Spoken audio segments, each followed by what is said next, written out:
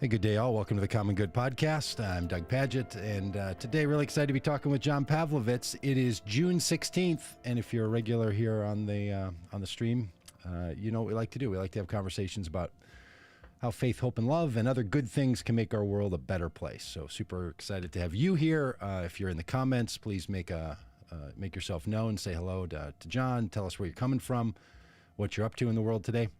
We're going to be back on these channels, so if you're watching this now, we're going to be back in a few hours with a live stream of the hearings, the January 6th hearings. So if you want to watch those with a community of people, come on over and join us right back here where you find it. And just a reminder, if you're watching this anywhere but on YouTube, after about 15 minutes, the stream will keep going on YouTube and will end wherever you're watching it. So make your way over to our YouTube channel now, Vote Common Good on YouTube, and you can find it all there. All right. So, hey, John, good to see you. Thanks for being on the podcast live stream today. How are things in North Carolina? Things are never dull here in North Carolina, just like where you are, brother. We're just doing the work every day, and life is exciting. Yeah, we like to start with the weather sometimes in our little chats around here, because the weather seems to be one of the things that we share in this world, and at least we can say to each other, hey, we're under the same sky. So we've got a beautiful run of days coming here, the kind of days in Minnesota that you brag about. How's it feeling there in North Carolina? If we were just a little bit less humid, we would be underwater. I think that's about where we are. So it's just hot and humid, and you deal with it. We start sweating early in the morning, and then we just keep going. Yeah, that's right. You sweat till night. All right. So, John, tell us what's up. A lot of people follow you, and they know your work very well from your written parts, and you do such a great job of guiding people in encouragement, in challenge, in way of thinking with your writing. And I know you well, and you've got a lot of other things also going on that people don't see in just the short bits that they can read. What I'm interested in your take on the world as we see it right now. It does feel like we're in a particularly suspicious time for our future, and I'm really interested in what you're seeing in the world and the work you're up to. Yeah, I think, Doug, there's an urgency that if you're paying attention, you would feel right now. I don't think it's often as dire as we feel that it is, because I think there's a story that we tell ourselves from the media and from what we're taking in, and from really the fear that we all have. We often talk about fear on the other side and how that operates in that theology and in that political arena. But I think we who are trying to work for compassion and justice and love, we tend to operate in those fear mindsets too. So a lot of the story right now for me is trying to help people understand that there is a majority of really decent people doing redemptive work in their communities, and that's the real story. That's what we have to keep doing. Yeah. I've had this little thought the last couple of days, partly because I'm listening to this really bizarre podcast. It's great. It's just a strange topic. It's called Ghost Church. I don't know if you're familiar with this podcast or not, but it's a podcast about the spiritualism movement in the United States. And it's made by a comedian, and it's her own experience with it. And she does this great job. But it's had me thinking about how in American history, we've had religious movements that were born in certain periods of time. So the reason I'm thinking of this is in like the 1850s and 1860s, spiritualism is born for a whole lot of reasons. They're really rooted in science and the Civil War. 2 million people out of a small population dying. And then you get sort of the Great Awakening period around the turn of the 20th century, and a kind of whole new religious movements, progressivism, spiritualism, a lot of the things that we think about as the new religious movements in America start then. You kind of get a movement in the 30s and 40s. I feel like we're in a period of time where not only do we see this great social impact and social constructs happening, it's actually producing different religious streams, and those streams I think are going to be quite consequential. Now, some of them will do like streams do; they'll just run into the ground and sort of be gone over time. But I think other ones really are going to last. So I feel like there's like this joint project of not only civic and cultural movement, but it's also, I don't know, it feels like there's some new religious movements afoot. And one of those, I think, is an authoritarian religious movement built around violence that you saw at the insurrection on January 6th, 2021. Like that was a coming out party for a whole way. Because often these religious movements, when they happen in a society, they happen in bundles. There's a few of them at the same time. So I don't know. I'm very. You're one of the few people I feel like comfortable chatting with that about. Like, do you think so? Do you think there's something more going on, or do you think it's I don't know. It's more some kind of a different kind of a struggle.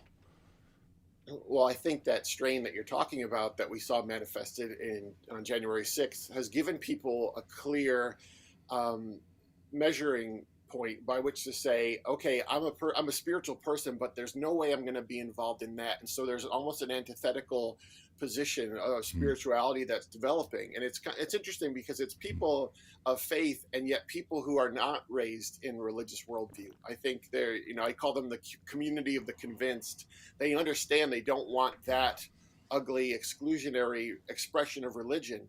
And they want something that is going to be beneficial to more people. And so that's what I find, doing the work I do. Right. I have this really odd congregation that comes together around the writing, and there are people of faith and there are people who are maybe adverse to religion. Yeah, totally. Well, yeah, and that's what intrigues me is that I feel like there's all religious movements when they start have people that weren't part of other ones that are joining. Like that's one of the telltale signs, right? It's not because you're not just turning up the old crowd, that some new energy is happening. And I don't know, I think you just put the internet, certain voices, social periods of severe social distrust and crisis, and that's the situation where it seems like something's afoot, and I think would be good because our religious systems do not serve our humanity very well. Like I think we really do need fresh new religious movements. Yeah, it's been fascinating to begin this work about 7 or 8 years ago in this very public way, and then have the writing become a hub for people. And the growth of that audience, it was never a validation of my writing. It was more a confirmation that there are so many people asking the same questions and feeling the same prompts. And so I always encourage people to look at that something like that is for my audience. And I say, this is what the story is actually. It's not the story you're getting on Fox News or partisan media. It's really this greater movement toward humanity, and I think that is really great news.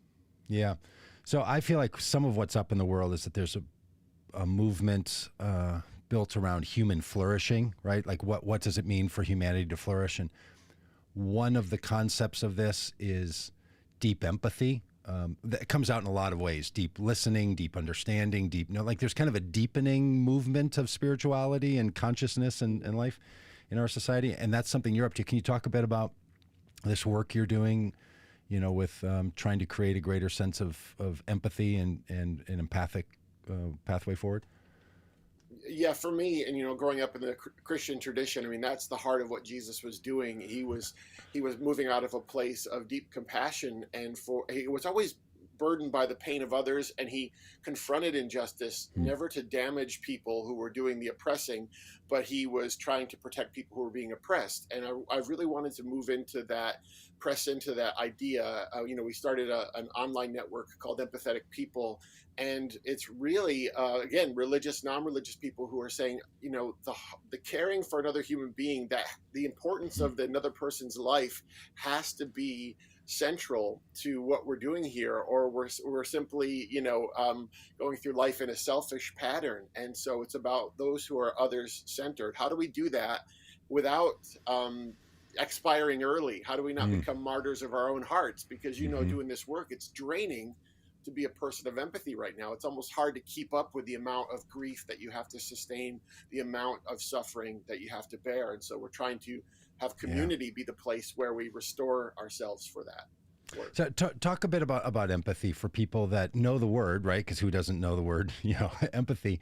Yeah. But as you spend time with that concept and deepen into it, it's deep and it's tricky, right? Because there's a lot of competing, there's a lot of artificial sweeteners that taste like empathy but really aren't, so Yeah.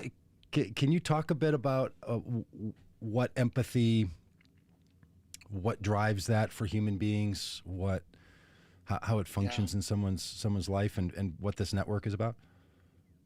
Well, for me, Doug, I started seeing myself, not as a pastor or an author or a traveling speaker, but as a collector of stories. I call myself a war correspondent because I get into these new areas where people come to me through, virtually, and I say, what's happening here on the ground so I can tell the folks back home, and I kind of report that.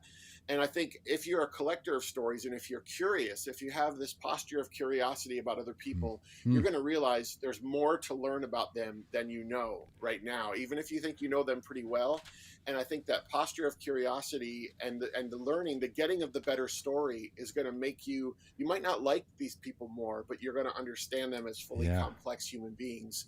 And that's the thing. I mean, it's about how to dimensionalize a person so they're not a caricature or a stereotype.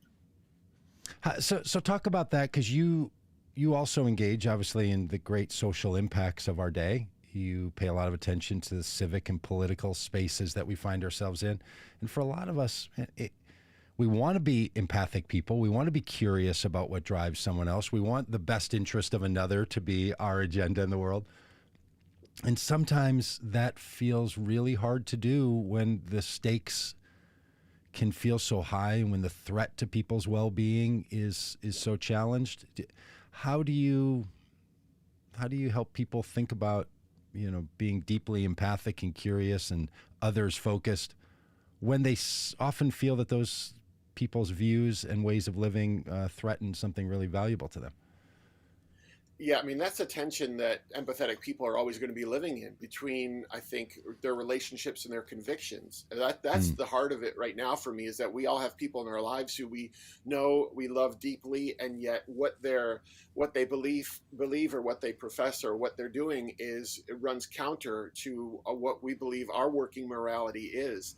And I think there's a challenge. That's why Jesus tells me I'm supposed to love the least, the vulnerable, and I'm supposed to love my neighbor, and I'm supposed to love my enemies. And I'm always going to be sitting in the tension of that love. How do I love someone who is willfully damaging another person and while protecting that person? So there's this activism versus this compassionate relational theology that is always going to be tricky. And we get it wrong every day. Sometimes we're in that battle posture too long, and we need to open our hands and become gentler. And sometimes we need to get back into the battle posture because people are worth fighting for. I think ultimately that's what we're talking about. Sometimes we're fighting with them and sometimes we're fighting for them. Wow. That's really thoughtful. I've been thinking a lot about this word intentional because I wrote a script and made a video the other day about an experience that I had in a bar with Proud Boys back in 2020. And I sort of show pieces of the video and describe it and talk about it. And a few different times in the script, I had written about the need to be intentional and like intentionally going into these spaces. And I started to think about that word because my mind just sort of does that. And I thought about the word intentional is intention. Like you're going to put yourself into a place where there's tension, right? I don't know. It felt sort of revealing to me to think, to be intentional means to deliberately go into tension and to find yourself in those spaces of tension. But for a lot of people, they feel so much pressure, as you know. You have been a pastor and a listening ear and an advocate for people who are really hurt and harmed, that feel like, look, I can't handle any more tension. If this pressures on my life tighten any more, these cables of my life are gonna snap apart. Living in that love yourself, love your God, love your neighbor, love your enemy, like living in the tension that love puts you in, that's not easy. That's not easy work. And some people feel like, man, I just can't get into any more tension, than I have. Well, and that's why I think community is medicinal, and I think we have to make sure that we're surrounded by enough people that can sometimes say, I'm not equipped for this right now. I need you to go and do the work that I can't. And particularly right now, I mean, that means people of privilege like myself. That's why I try to be so vocal, because I realize that to be a historically vulnerable or oppressed or marginalized community member, you've been dealing with this for 30, 40, 50, 60, 70 years, and there's a accumulated fatigue that has to develop. And so people like myself who have experienced relatively less, I think it's incumbent upon someone like myself, and that's why I appeal to my audience to say, this may feel like difficult days, but if you've been living in the skin of a person of color, or you've been an LGBTQ member for years, this is your default setting. And so it's about more of us carrying the load for those who've been carrying it for so long. Hey, share a bit of your background. I think some people, maybe picked up with your work in the last 7 or 8 years, and you alluded to it a bit, that you had your own sort of move from one work life into another. So I'm interested, maybe for people that don't know the John Pavlovitz story, you telling a bit of that. And then I also want to ask you what the John Pavlovitz 20 years ago, so in 2002, would think about the John Pavlovitz of 2022, what you would want to say to that 2002 version, and what the 2002 version of you might want to say to now. So anyway, but can you give us a little bit of your history and background and all this?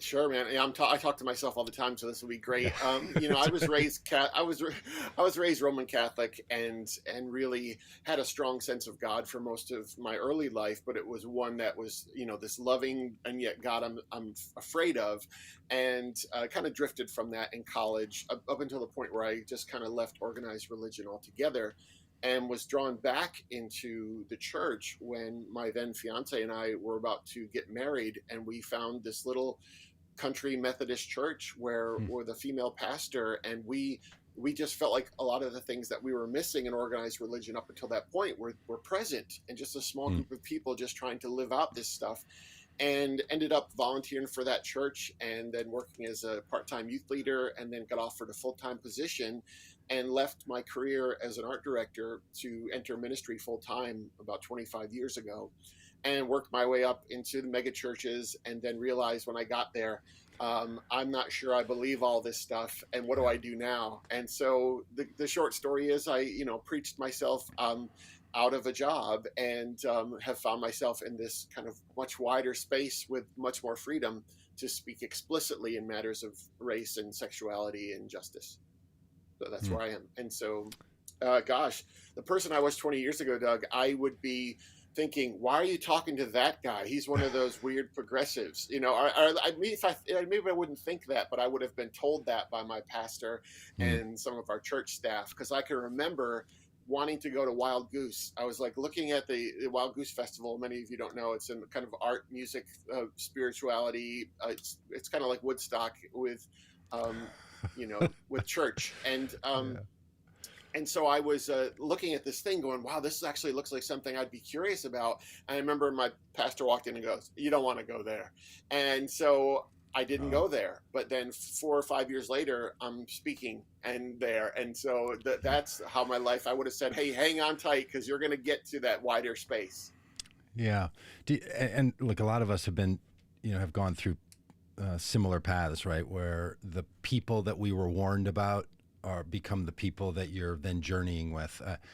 I remember being in seminary, and the Jesus seminar was a big deal. This would have been in the late 1980s. I hear these names, John Shelby Spong and Marcus Borg and Dominic Cross, and these people, and what they're doing with the Bible. And, my Bible professors in seminary are like, okay, here's the extreme you need to stay away from. And maybe it's just because I'm a bit of a contrarian or sort of curious and interested, but that warning to me felt like, I don't know, that seems kind of it. Because frankly, the Christianity I was in was not nearly that I was being trained in was not nearly as interesting as the Christianity I'd sort of dreamed of or read about, or frankly, even that these people were talking about. But I had no language and no capacity to engage with progressive Christians at that stage in my life. Like Yeah. I felt like they had a whole other language which was equally as exclusivistic. Like I didn't know what they meant and what they were saying, and so it took me a while to sort of think, well, these people are interesting, but I guess it was like, thinking about artists and going to a gallery and like walking around, like I don't even know what I'm looking at here. I don't even know what the art form is that they're doing. It took a long time to make that jump into a kind of, to be fluent enough to kind of understand and feel comfortable in the progressive spaces. Did you feel that at all as you made your own shift, that it's not as easy to just sort of pivot from one world of subculture of spirituality Yeah. into another? Yeah. Gosh, there's so much there, because I think about, it was sort of a lonely business being someone who was being felt like a pull toward a more progressive place, and yet realizing the power of community is so strong that it was almost, I remember being afraid to even express a desire to go to something like Wild Goose Festival, and it was trying to figure out, like, what can I actually say, what is this incremental move that I can make. And it helps me now, Doug, because I know what pastors and churches and people in the pews, what they think about people like you and me. I know what they warned us about, and I know the fear that drives all that. I can remember being at a youth worker convention, and you probably were there at one of these big YS youth conventions, and I think it was Nashville, and thousands of people. And Tony Campolo was speaking on sexuality, and his message was, don't lose the person as you fight for the principle. And he was making a very small movement into inclusion. He wasn't even going there. He was just, a really small statement. And I can remember this big arena, 3 or 4 youth pastors started filing out as he talked, and then more and more. And then there were hundreds of youth pastors walking out of this really benign message about a base level love for human beings. And I remember thinking, okay, I'm in the wrong place here if this is where we're going. And that was actually, that nudged me into a more explicit expression of my spirituality. Yeah, I've recently started playing guitar, and as an adult. Yes. And it's been quite a journey. I'm terrible, and I love it. No, I don't love being terrible. I love playing guitar, and I'm really bad, and I don't have the skills. And I didn't know any of the things about it. I didn't know how many strings were on a guitar. Like, if you had asked me how many strings are on a guitar, maybe I would have guessed 6. I might have said 12 because some reason I knew about a 12 string. That's the level of knowledge that I had. Don't really have any. So there's been this like everyday kind of practice that has then allowed, now all of a sudden, I can do some things that 3 months ago I couldn't do. And I think about how when I was early in Christianity as a teenager, and I also wasn't raised in religion at all, so I got into it. And there was this daily practice idea in that world. There was a bit prescribed, read your Bible every day, pray. There was little formulas, stuff you do. That I've looked back on so many times and kind of sort of smirked at and snickered at, until I started playing guitar, and I'm like, oh my gosh, it seems an awful lot like learning to play an instrument. You kind of have to do that, right? Like, I got a little book and I go through it every day, and I have these videos and I have these little practices. It's like having a quiet time or something. Yeah. That daily practice and routine starts to shape and form in a different way. Like, it wasn't enough for me to just say in my mind, I'm going to play guitar. No, you're not. Yeah. I wonder that, and maybe that's why you formed, the online community, Empathic People Network, and so on.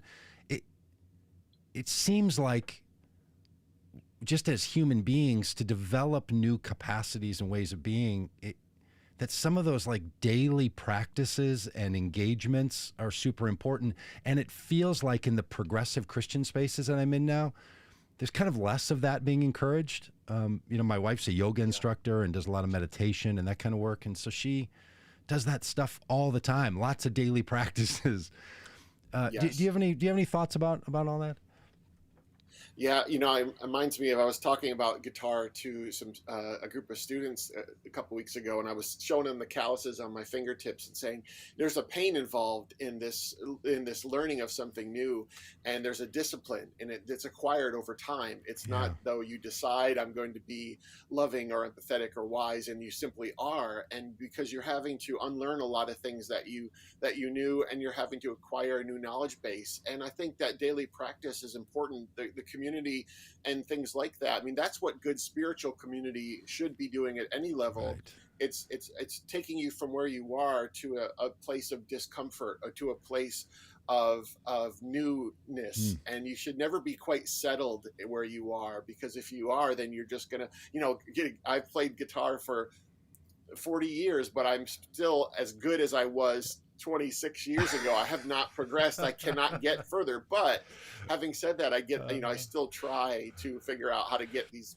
big hands to do that intricate work. But so yeah, I think that's and a lot of us want a religion that is easy and that is comfortable and that we don't have to do a lot of work with. And one of the things we haven't really talked about, Doug, is I think there's a confronting of privilege and injustice that you are a part of, especially for me as a white guy, and there's a grieving that comes with that. And so that learning to be empathetic means realizing the places where I've been part of something that's damaging to other people. And not a lot of people want to do that, and they don't want to take the time to have an existential crisis, but that's important that we do that, I think. Yeah, I've been thinking about that a lot with some friends, about the role of confession in the world that we live in. And one of the things that any traditions that offer confession as a way, it's your way of acknowledging your own complicity and participation in something. Like, it's really easy to separate yourself from something and say it wasn't you. Yeah. We tend in our society to want to feel like if something's a good thing, we feel like it's us. Like, a lot of people really want to cheer on the 4th of July, which is coming in a few weeks. We will have a very collective, we the people feeling of the 4th of July. Somehow we all fought for our freedom or maintain our freedom. When you talk about the systemic slavery of that same period and continued for 100 years, then people are like, well, that wasn't me. I didn't do that. Right. We separate ourselves and say, why would you blame me for that? But on the 4th of July, we're out at parades, saying we. And so this is a habit that we have in our society. And confession is one of those, and I don't think every religion does confession well, but it's one of those places where you acknowledge that, look, our DNA is on this crime scene just like everyone else's. And that feels like an important part of the empathic sort of move, is to not otherize. It's easy to otherize someone and say you're the other. It's also easy to pull ourselves out of the story and act as if we're not complicit in these situations. And that's been a thing, that as a 55-year-old white guy, I was not taught that stuff very well. I've had to learn that in very painful conversations with people that remind me how much I've participated in a system and benefited from a system that has not treated people equally and well. Yeah, that's right. When the story is good, you want to be a participant, and when it's bad, you want to be a narrator, right? And go, look what those terrible people have done throughout history, and here I am to be different. And so that's really about getting up every day and realizing, I'm speaking on Juneteenth, and the irony of that is, is not lost on me that I'm speaking at this faith community, but I'm trying to speak on the idea that was this moment of celebrating that all people are now free, and yet 185 or whatever, how many years it is since then. Are all people free here? They are not. And so that means that we're still a part of this evolving story of inequity. And so we have to be awake and alive to participate in it and try to alter it. Hey, just want to make mention to people that are watching this. We're going to move this conversation now exclusively over to our YouTube channel. So if you're watching anywhere but on YouTube, go over there to YouTube. I mentioned to John we were going to do this and said, look, we do this for most of our streams now because we're trying to get people in the habit of being on a YouTube channel. One of the things I've learned in all the work that I've done in the world is that people don't like for other people to tell them to do something they don't want to do. So I know it doesn't always work, and people are like, I'm on my Facebook app, or I'm on my Twitch app, or I'm watching this on Twitter, and that's all I'm going to do. We hope this was valuable to you up till this point.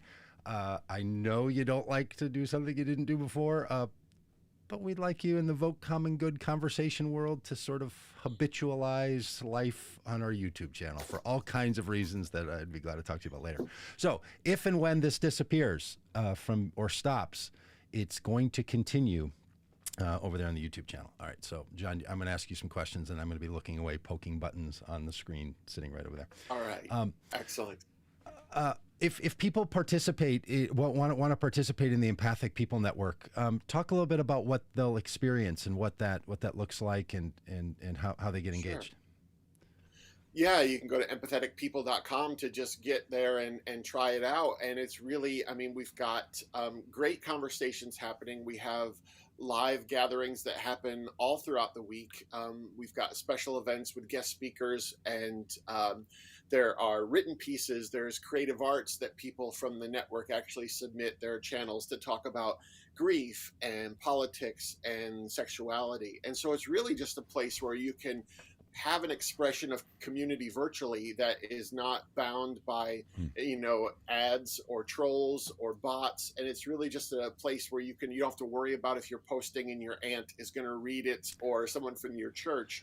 So there's a safety there in really exploring difficult ideas. And last night we were meeting with Rabbi Brian Mayer, and we were talking about what does it mean to turn the other cheek when there's this injustice happening, and how do we wrestle with Jesus' call to love our enemies, and how do we stay empathetic without enabling violence? And so it's just a great place to gather. What I find is that I work in both spaces, so I'm still out on the normal social media channels, but there's a different temperature to when I get to the EP network. I can just kind of exhale a little bit. And I think people need that. People need that space where they're not always going to have to fight for everything that they're saying and compete with all that nonsense. So that's what we do.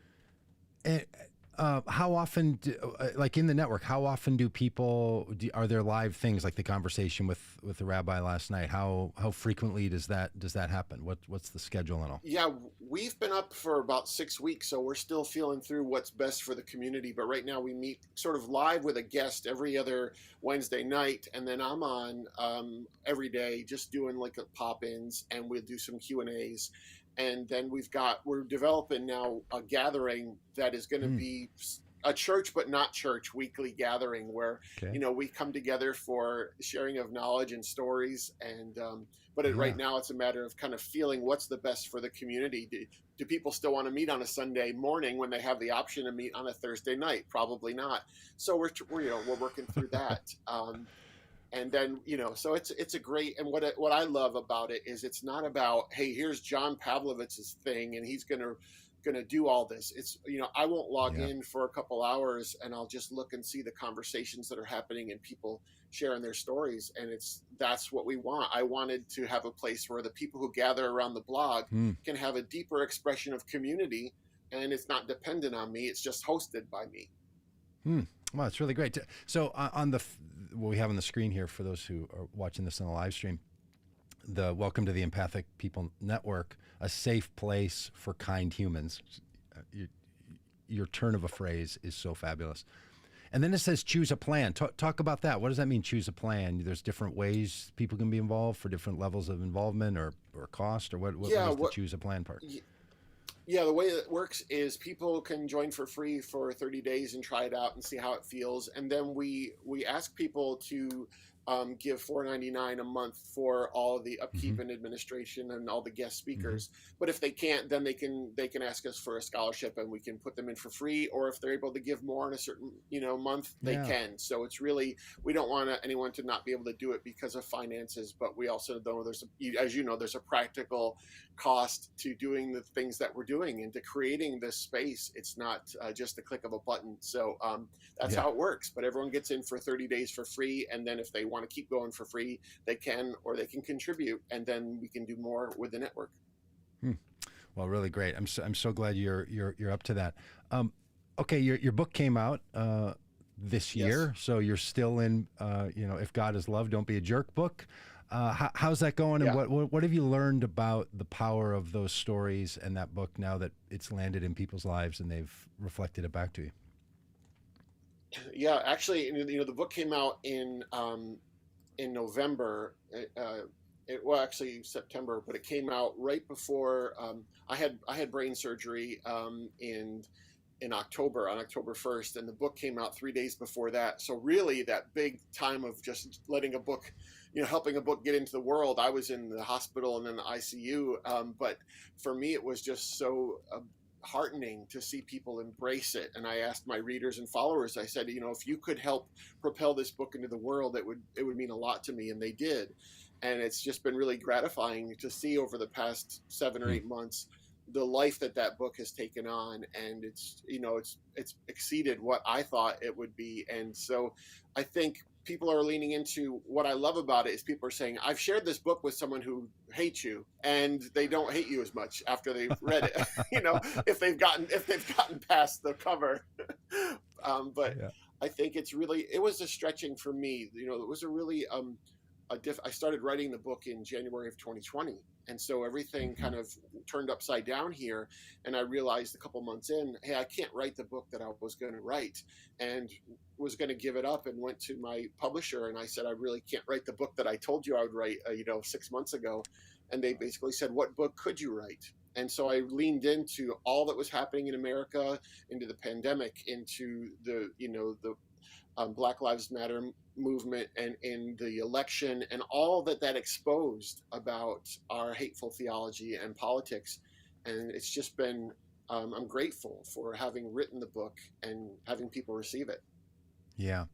I remember growing up, I was born in 1966, and I remember growing up and hearing about the 1960s, especially 1964 to 1968, like that period of time. You just think about the things that happened, from moon launches to assassinations of presidents and social movements and King, and multiple assassinations actually, and civil rights movements and social unrest. And there were times as a teenager and even as a young adult in the early 90s, I thought, I wonder what it was like to live in a period where so much incredible social consequence was landing on people in such a short period of time. And it kind of longed for, it kind of felt like I missed out a little bit. I don't know, like, I wonder what that was like. And then 2016 to 2021, and in some ways just 2020, a global pandemic, and the murder of George Floyd, and all that unleashed around the world, and what that showed us, and a president that was trying to harm the country, and like just so much has been happening. It just reminds me, we're living in the time that our children and those who come after our children are going to look back on and think, how did people get along back there? And look at what they only had to live with, what they only had to deal with. I don't know what the technology shifts are going to be 50 years from now, where people look back on this period. But it really does seem like we're in that moment. And yet no one's heroic, right? Like, you just realize, no, we're just all the same people that, were, I don't know, doing whatever we were doing in the 90s or the 80s. There is, I guess what I'm saying is, the reality of living in that world is not what I thought it would feel like looking upon it, Do you think about that at all? People will look back and they will somehow dramatize or romanticize who we are right now.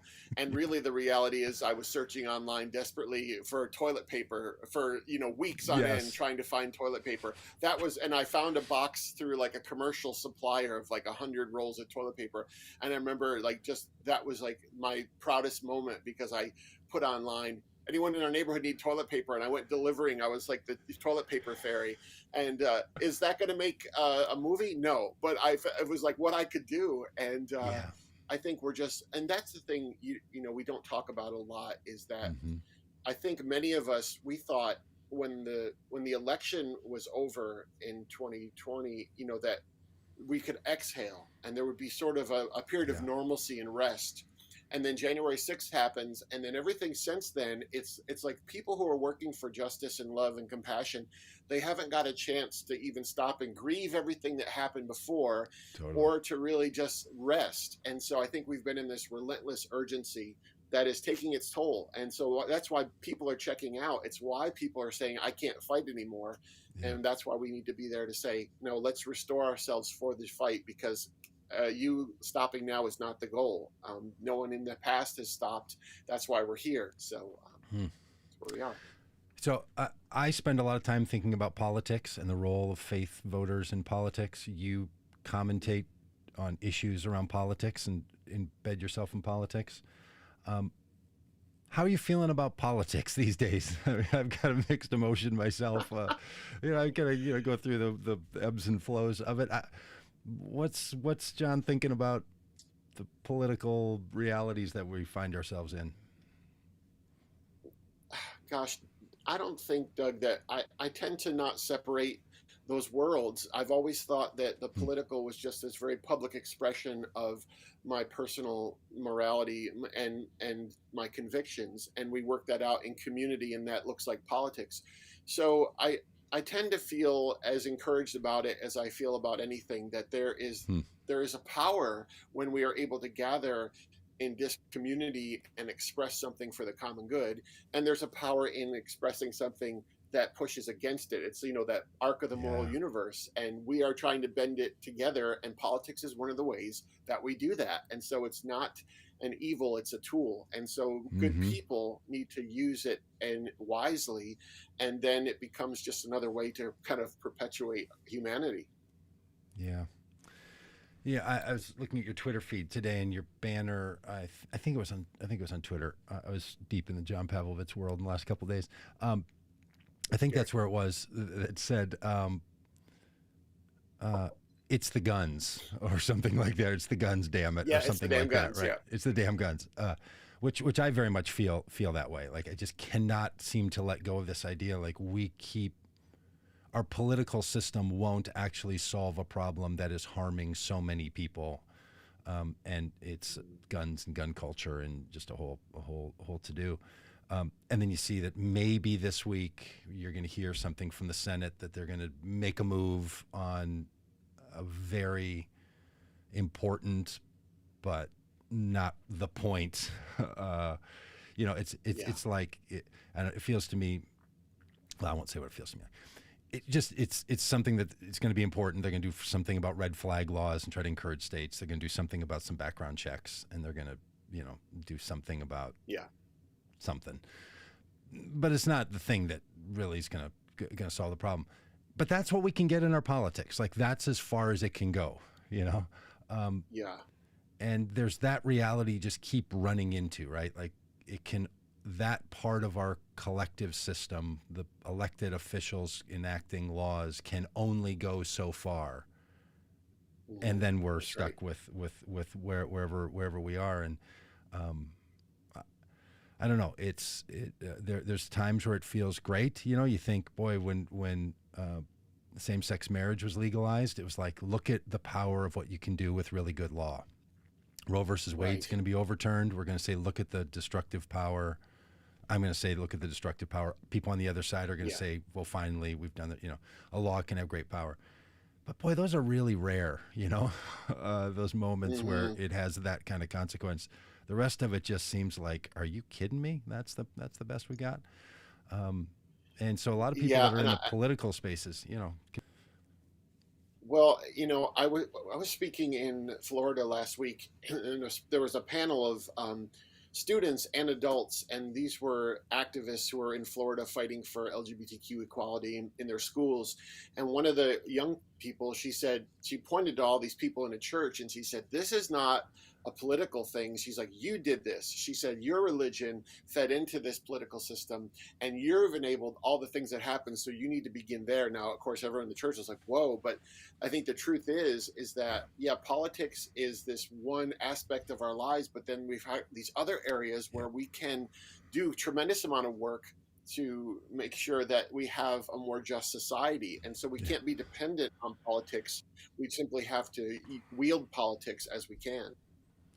Yeah, it's funny because we spend a lot of time talking to politicians and training them and working with them, and they'll often say precisely that. They're like, look, there's only so much we can do. We really need a people movement to drive this thing forward. And the people movements are like, hey, there's only so much we can do. We really need you to pass legislation on the, and that's just true, right? It's sort of, those of us that have two legs and feet that work, we have to do this right foot, left foot thing.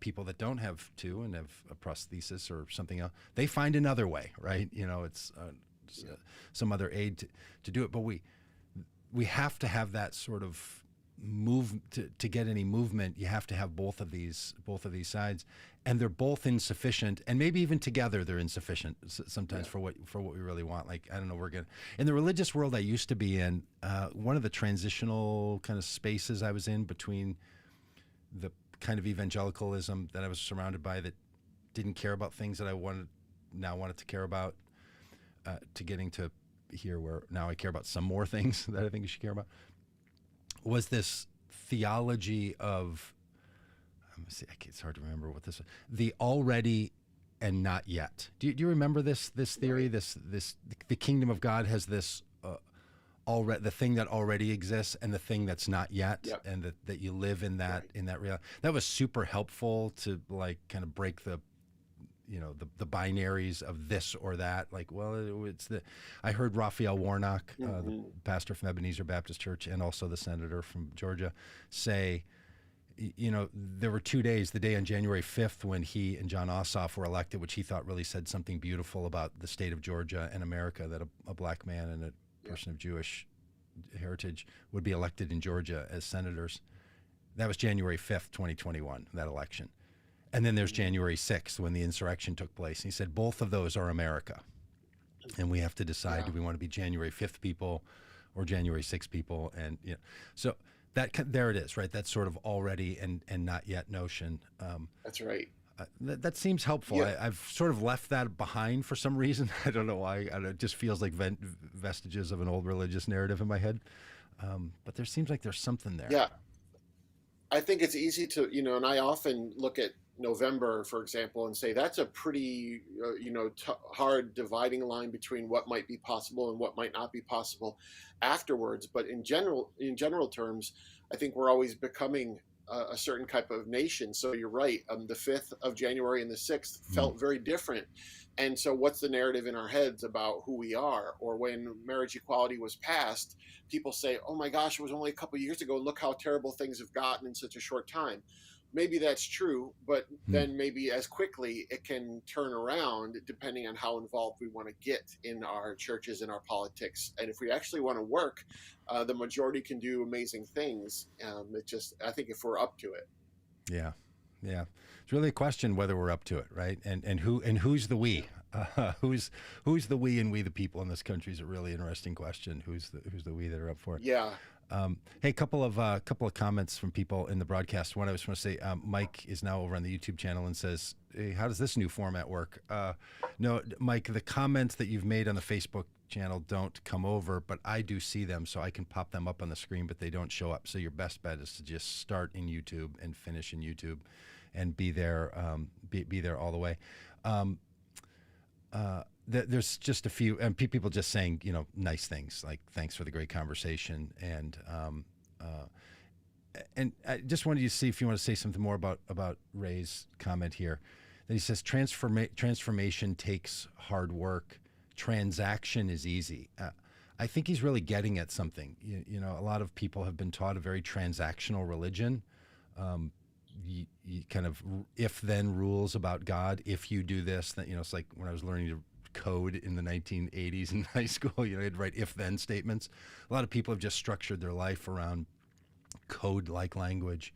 It's very transactional. This happens and then this happens, which produces this outcome.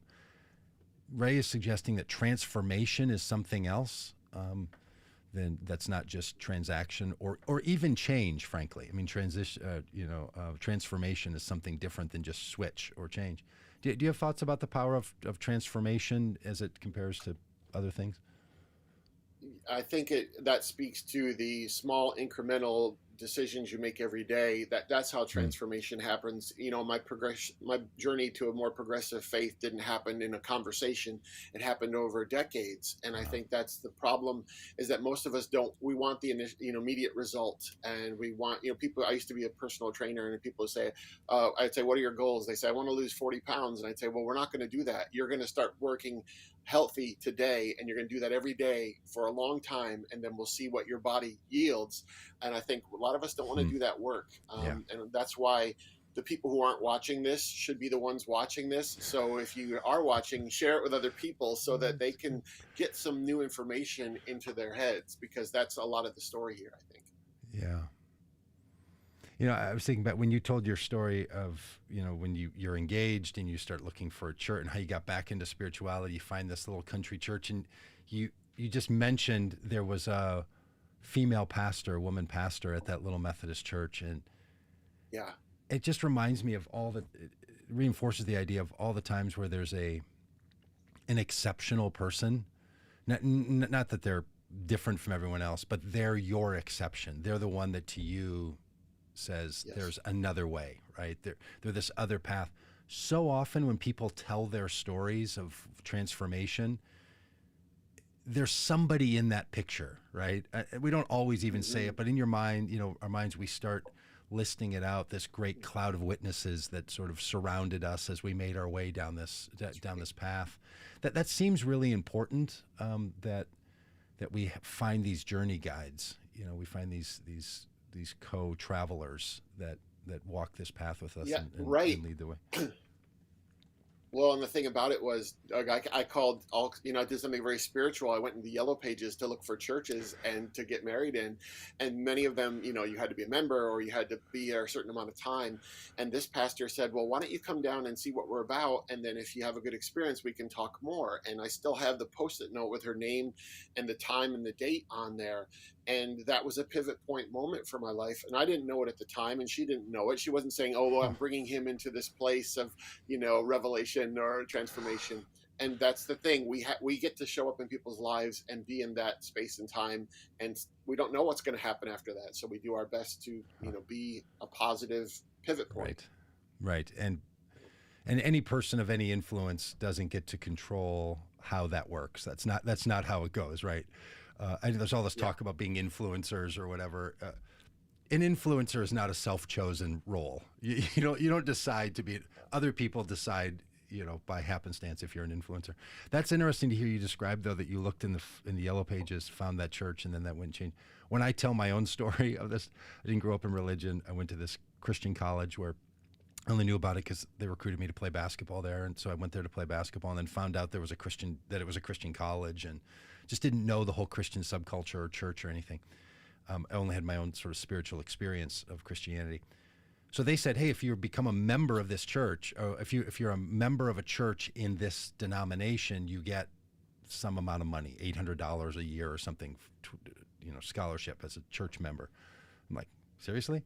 So I looked in the Yellow Pages and looked up Baptist General Conference churches, which is this tradition, and then went to the first church that was nearby my house, which was called Wooddale Church. Ended up becoming a member, and then worked on the staff there for 12 years. And that led to all the other things that I've done in my life, was that little thing. So we've never talked about this before, but it's kind of funny that both of us were like, I'm going to look in the Yellow Pages and see if I can find something. Yeah. Which I'm not even sure. People are now Googling Yellow Pages. Yeah, exactly. And all right, just sometimes these chats turn into little therapy sessions for sometimes both of us. Good. I wonder if because the Google has, or the internet has sort of become the Yellow Page. Like, I don't even think they produce the books anymore, right? They're not still dropping those things off at houses, are they? I don't know. I can't felt like I haven't imagine seen one in a long time. But they, obviously they used to, and then I had to go find a Yellow Pages because it was the technology that told you the things that now the internet tells you. That's right. And I just wonder if part of the reason you and I spend a lot of time talking on the internet and trying to create this is because somewhere deep down we were like, the version of that existed in, for me it was 1988 or something. No, 1985. Yeah. And for you, whatever year that was, that I don't know, that we're still trying to we're trying to pay that forward, right? Like this is the current thing, and maybe someone's going to stumble across, and and had there not been an ad in the Yellow Pages, I don't know if yours had an ad, but ours, that church paid for a little cheapo ad that caused me to see it. I don't know, it just in some ways you're like, we've come a long way, but maybe this is all just that same thing. Yeah, and what I think about is how little of a gesture it took for that pastor to make me feel welcome enough to continue, and the way that altered the trajectory of my life and other people's through a million different ways. You talk about being an influencer. I mean, we all are influencers. Some of us have a public recognition of that influence, but most of us, we're doing that every day. And she she passed away, and she has no idea that small thing. I mean, and it didn't take a big sacrifice. It wasn't about some big movement of the church or some program. It was about that small act. Totally. And that's what this is about, Yeah. Oh, boy, that's so true. Like, I showed up at that church and filled out that form and had Ken Travilla not called me and said, hey, why don't you stop by and come on? Had he not just been so nice, frankly, I never would have ended up. Well, I don't know. Maybe I would have been on another path that would have been equally as fun. But just those things. So yeah, it really, yeah. Well, John, thanks for the chat. I really love you, love your work. So proud to be a friend and to participate with you in any of these things, and glad to have you here. Hey, a blast as always, my friend. Hope to see you in person soon. Yeah. Hey, you're going to be at Wild Goose, are you, this year? Yes. Are you going to the festival? I am as well. I will be there. All right. Well, we have a date. So I can be one of those people that I can be the people that someone warns about. Oh, I can be the dangerous person to someone else. That's right. Get them fired. That's Good. Right. Yeah, that's right. I hope someone's watching this video and someone else walks in the room and they shut it off really quick, because they're like, that's right. And that's okay. You can sneak around. If this is all you're sneaking around with on the internet, you're doing all right. I think you're doing okay. Yes. All right, as secrets go, this is a good one. All right, brother. Thanks so much. Okay. Hey, we'll see you soon. Hey, thanks everyone. All and right. We will see you back here. If you're up for it, in just a couple of hours, we're going to be live from the insurrection hearings, the January 6th Select Committee hearings. And so our YouTube channel will be back on live. We'll see you in a bit.